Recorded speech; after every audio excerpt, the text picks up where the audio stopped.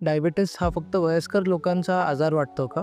जाणून घेऊया type 2 डायबिटीसबद्दलचे top 5 गैरसमज. फक्त जाड लोकांनाच डायबिटीस होतो का? हे चुकीचं आहे.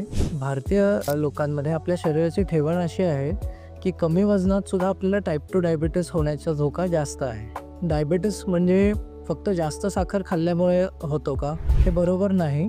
डायबिटीस होण्यासाठी अनेक कारणं असतात, ज्यामध्ये असंतुलित आहार, कमी व्यायाम आणि त्याबरोबर फॅमिली हिस्ट्री म्हणजे जेनेटिक रिस्क या सगळ्यांचा समावेश असतो.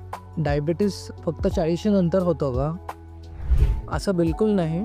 भारतीय लोकांमध्ये 18 ते 35 या वयोगटात साधारण 17% लोकांना टाईप 2 डायबिटीस आहे. त्यामुळे डायबिटीस हा 40 नंतर होतो हे बिलकुल चुकीचं आहे. औषध सुरू केले म्हणजे माझा आजार मोठा आहे का? असं बिलकुल नाही. अर्ली ॲग्रेसिव्ह ग्लायसेमिक कंट्रोल म्हणजे काय?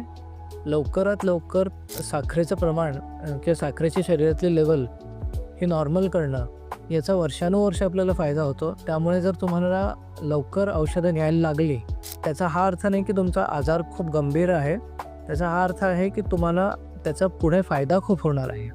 तुमच्या ओळखीच्या डायबिटीस रुग्णांना हा व्हिडिओ नक्की शेअर करा.